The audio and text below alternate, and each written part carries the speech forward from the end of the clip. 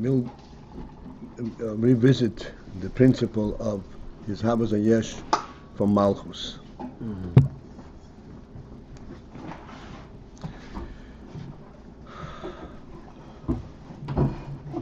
All right, we'll start on 3 lines from the bottom on Mem Hey.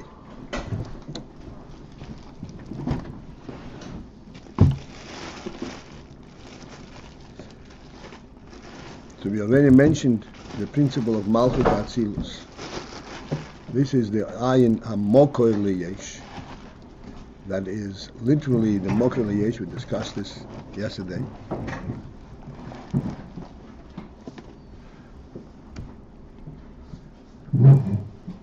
But then the Ayin Eliki, the Reish, is the initial level of Ayin Eliki.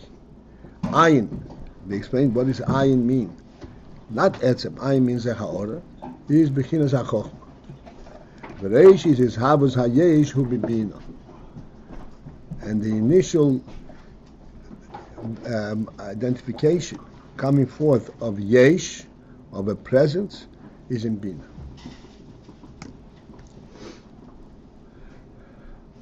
The Bina Hu HaYiz Havas Machshava.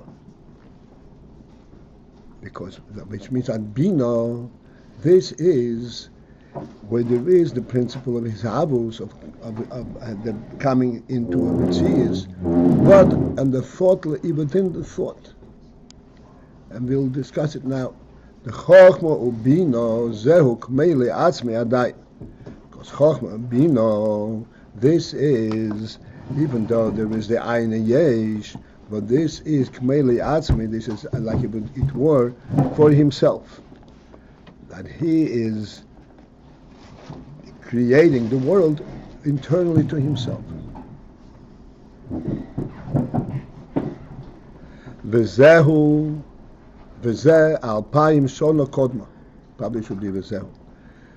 This is actually the allusion what the Medrash says, alpayim shona kodma Torah lo'olam.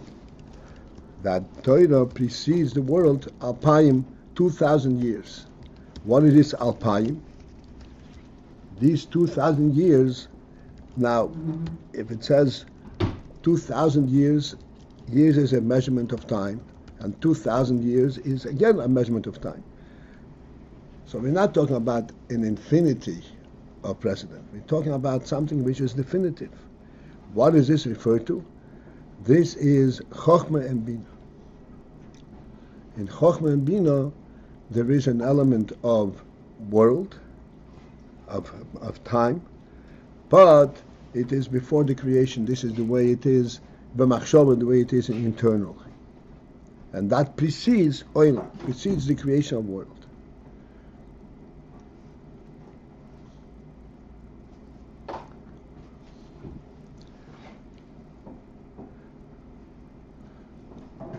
Just a quick reference that we've discussed, that in a totally different arena, a human action has 2 levels of awareness. There's the awareness at the time of the action. What am I doing and why am I doing it? And then there is the awareness at a much, much higher level of the seichel, that such an action is appropriate, such an action is possible. This is in the Chokhmah and the Bina. As a result of this Chokhmah and Bina, the action, when it comes out externally, is a living action. It has significance. He's relating to it. It's not merely action versus reaction. Just to give us an experience, a vivid illustration. When the person walks and he comes to a wall and he has to walk around, this walking around the wall is not a reaction, like an animal. He can't go further, so he goes this way or that way. He appreciates what a wall is, and he's completely contemplated. And he knows what he's doing, even though, in fact, he cannot go through the wall. But it's not just the reaction that the wall is preventing him from going. He's in full control. His internal decision that he's going to go around it. This is the Chochmah and Bina in the person. And similarly, I was saying Lamaila, there's the creation, the Paltiel, we said this from Malchus, and the Chochmah and Bina the way it is in internally created, which means it is completely predefined and pre-identified on a much higher internal level, which means there's a godly element in this creation. And when the creation comes with Paltiel, it has that inference, that light. And thus this is K'moi ha'hashara b'koyach. This is similar to what it says, hashara b'koyach. Hashara, the word hashara means surmise or project. B'koyach, in a potential and in koyach, in at a higher level on the abilities level. Hashara b'koyach, in other words, the whole creation of the world has gone through a whole process prior to creation, many different levels, and there is the inyan for hashara b'koyach.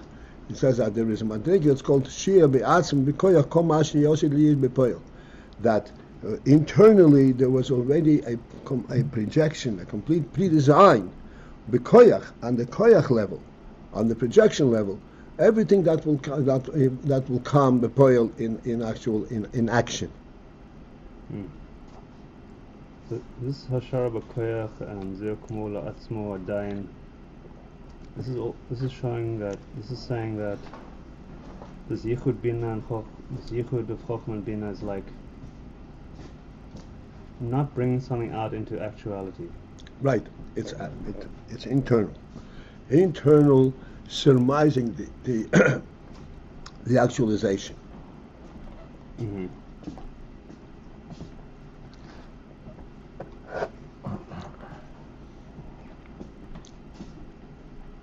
Well, we had above, this is the making of the world. So this is really the planning of right. creation. Right.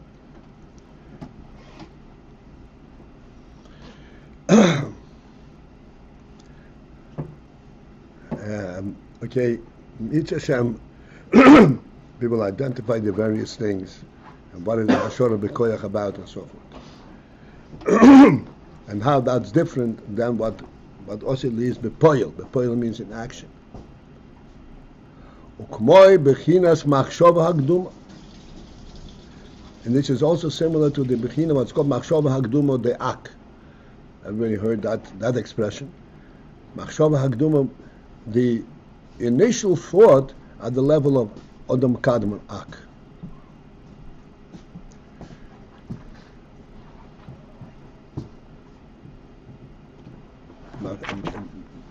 This is just an allusion over here, so we're not going to go very deeply into this. I just wanted that we should understand the various references over here. They're all of tremendous significance and tremendous depth. The term Hakduma has a very special meaning in Chassidus.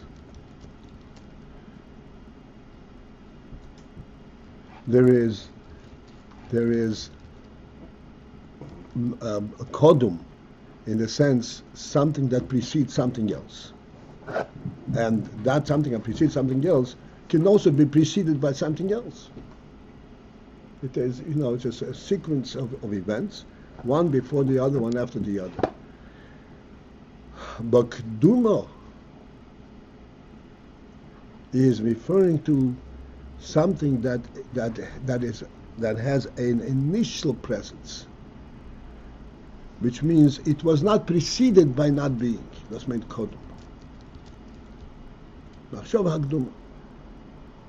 Wait, Machshava is something that's, or even though we're saying it's Machshava, we're saying it was not preceded by non-thought. Right.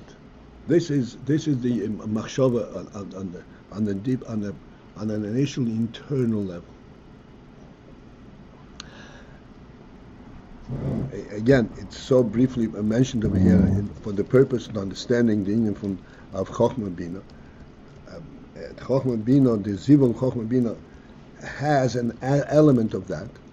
I just want to explain what's meant Machshava Hakduma.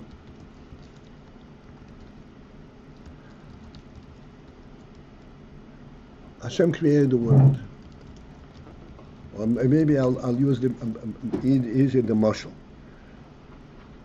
The mashal, like I said before, the human being walking and confronting a wall. The wall is a sudden discovery. Oh, there is a wall over here, and I have to go around. But this concept, this principle, that there is such a thing as a wall, and you will have to go around it. This is something which is present in a person's mind on the initial level. What does that mean? Let us discuss a wall for a moment. Let's discuss a wall, how an animal relates to a wall, and how the human being relates to a wall. To the animal, the wall is an obstruction. Makes no difference whether it's a wall or a heap of brick. Makes no difference whatsoever. To a human being, the wall is something which stands for something. There's a human reality to it. So therefore, when he confronts a wall, he identifies it. Oh, this is a wall. This is not an obstruction. He would not rather it not be there, even though he has to go that direction.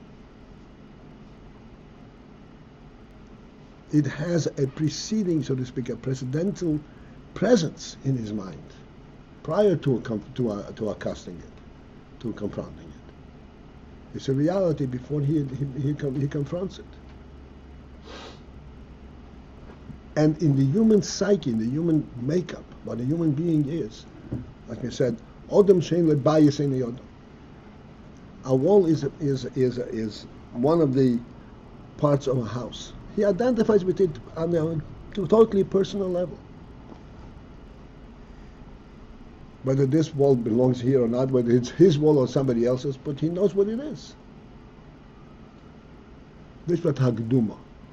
He knows it on an initial level. He doesn't have to invent it, discover it as if it's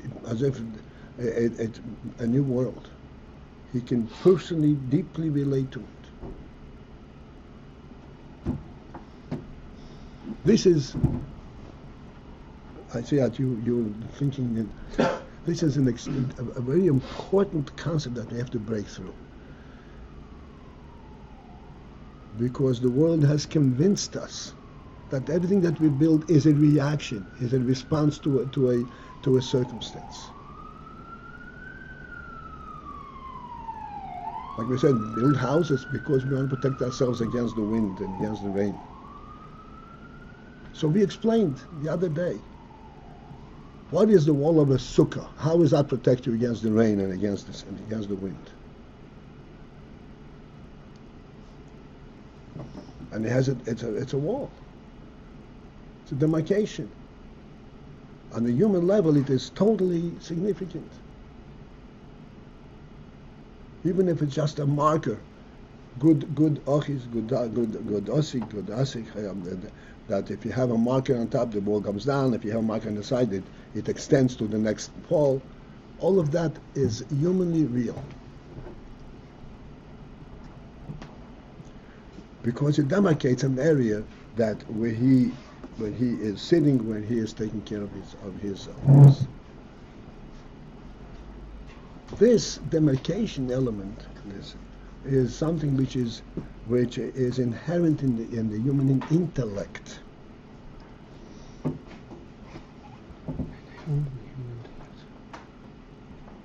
Think of inherent. I mean. Think of the fact that Odom shein lebayis ein yodom. What does it mean lebayis ein yodom?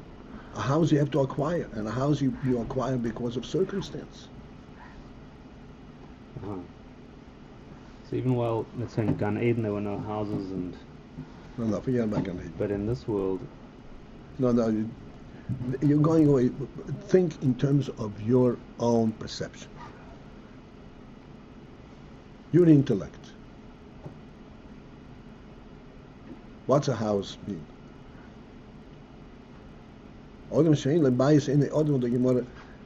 This is a precedental human quality.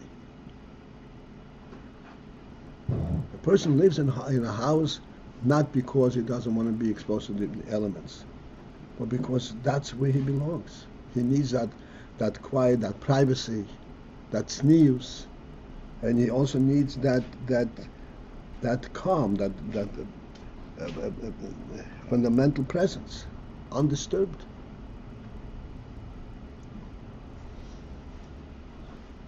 The Gemara says that to divide between, let's say, there are two roofs, or even to garden, two roofs, and the roofs are accessible to human access. Two roofs on the same level. How do you separate between these two roofs? You make a little marker, like a 10 tefachim, little draw a little string or whatever it is. That's considered a wall in that circumstance. And what is it? What kind of wall is it? It's called nitvas olav keganav. That if I find you on my side of that demarcation, you have entered into my domain. If there isn't that demarcation, you lack that there is no violation of my domain, because I didn't mark it.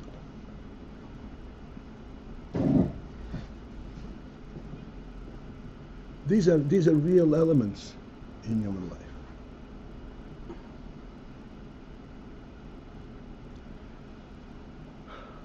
This precedes any other need, any practical need.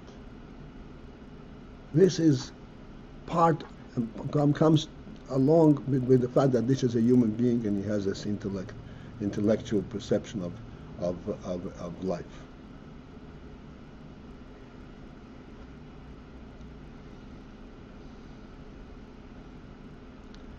You're struggling with it. Huh? Since any human need, and you said, sorry, excuse me, you just said. Okay, this is a Gemara, right? Two roofs, two houses of the same height. They both have flat roofs. And people use these roofs wherever they go out, they sit there, they can store things, whatever it is. Okay. They are of equal height, and you can walk through without even being aware that you are on somebody else's roof.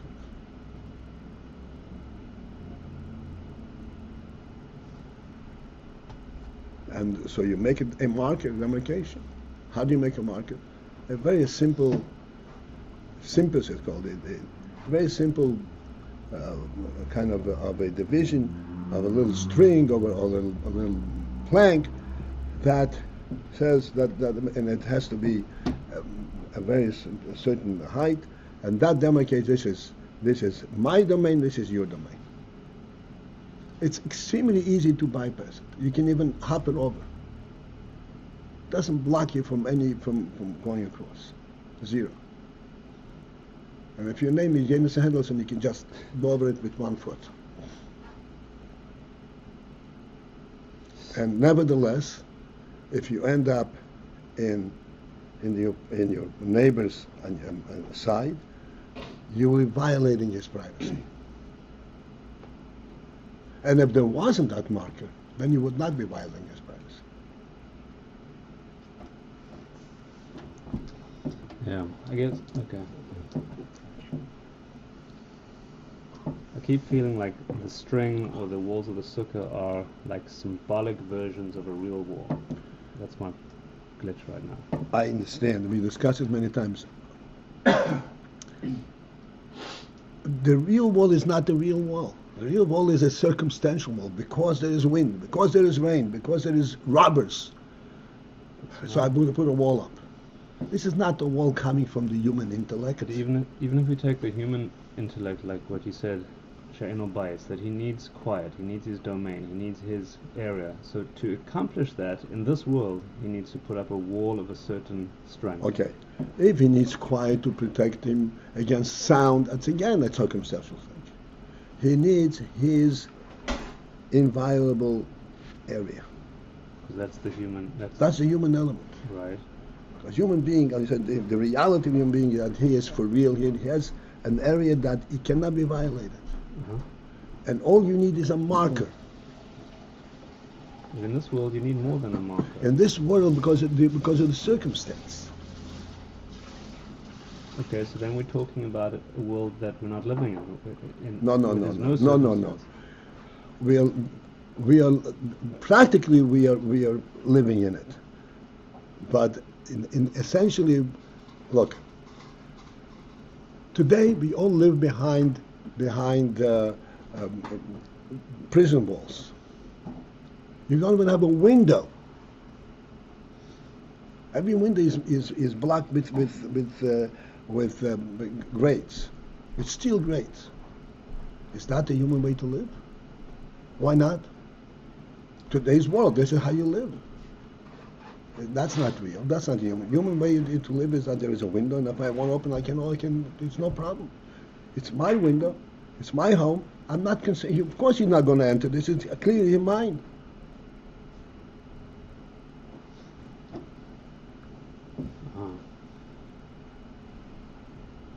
Showing And if the on- door is closed, it doesn't have to be locked. Right. The door is closed, you don't go. Right, so this is getting back to showing that the real wall is a real wall in this world that is... The real wall is a human concept. It represents a human presence. That's the real thing. This is what we're talking the whole time. What's the real world? That which is which is recognized by human intellect. They used to live in fortresses. That's the real world.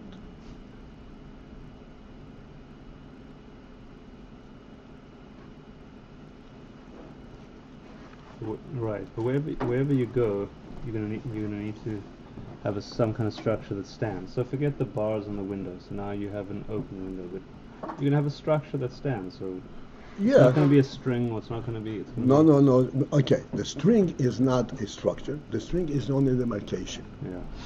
To identify. It's true, because since this is just a roof, this is not a place where I really sit around and have my dinner. Okay. Not a place where I sleep, not a place where I have private conversation. Therefore, this marker is sufficient. But it's all on the human intellectual level. If I have this marker, I feel perfectly comfortable. If I don't have this marker, I don't feel comfortable. I haven't demarcated my area.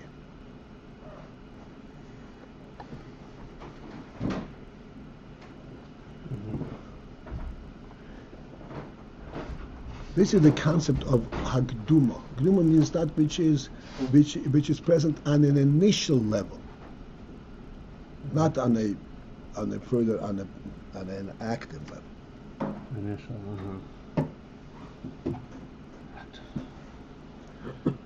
So Machshava Hagduma, this is something which is on the highest level. Machshava Hagduma, the Yag, this is representative of something of the fact. We can put it in very simple terms. Whether it's accurate is not, but it's sufficient for us to focus in the possibility of there being a world, the possibility of there being spheres.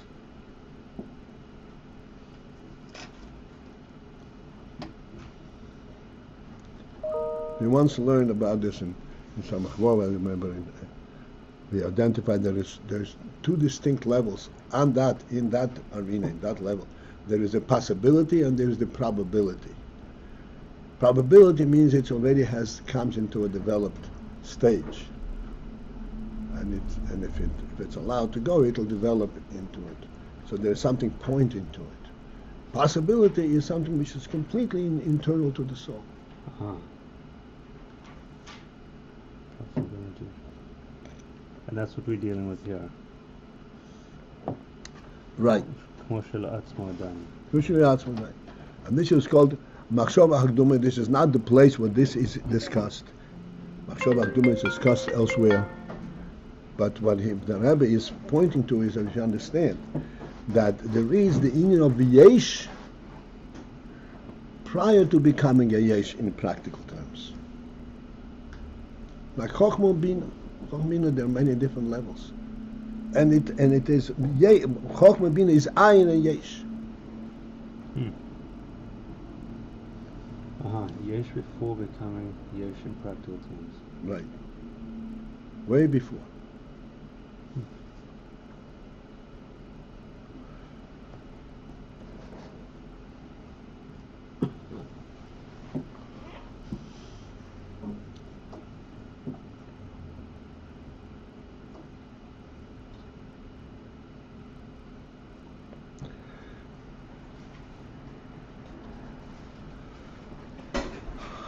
Okay, the Rebbe gives us several examples, and we will just suffice with that. Okay, we discussed Hashora B'Koyach, and this one Hashora B'Koyach, the projection B'Koyach of what will be B'Poyach.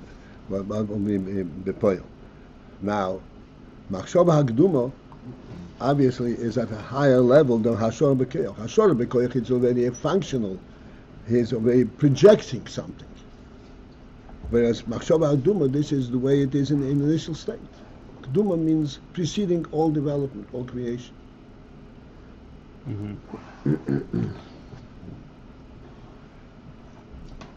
K'moi Kain, similarly, Bechin as Habino, that Bechina which is called Bino, who has his Havus,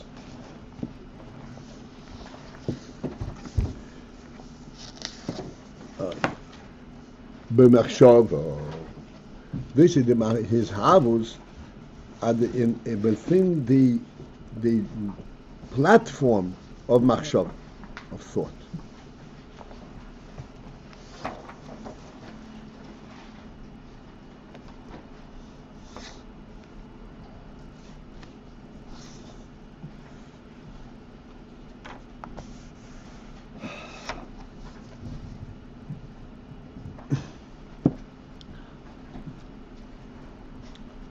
That's a very brief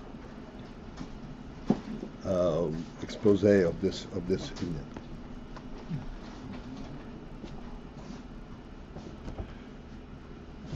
There's the initial nefesh, the initial reality of the nefesh.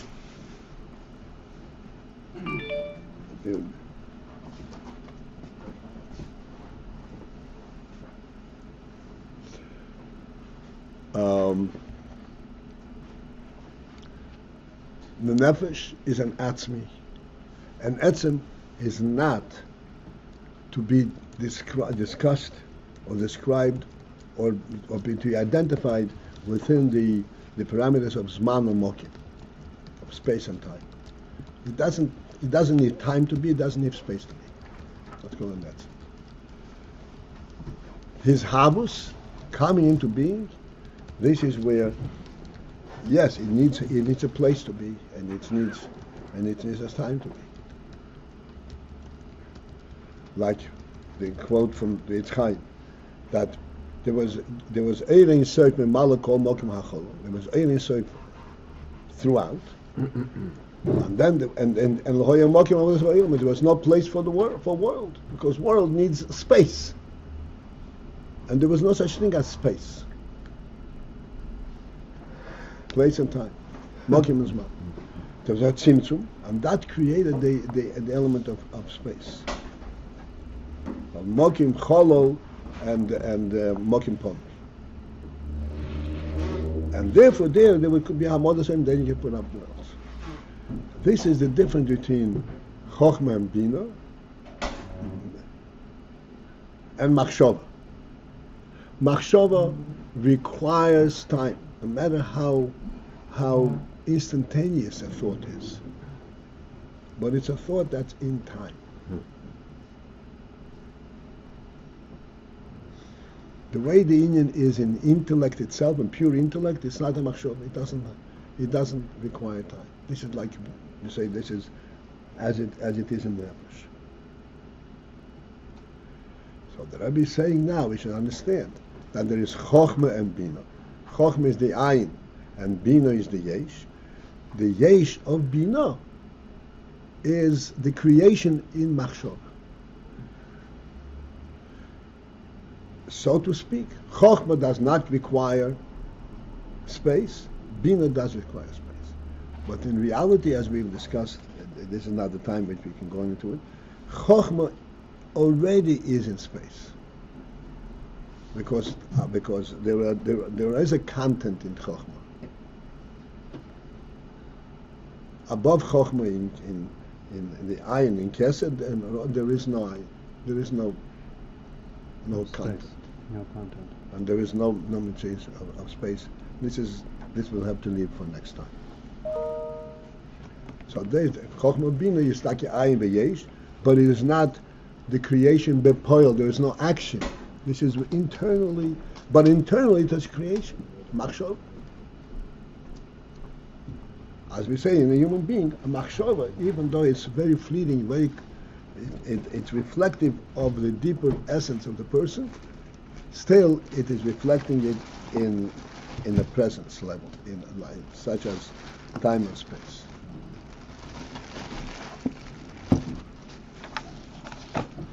This is it for this morning.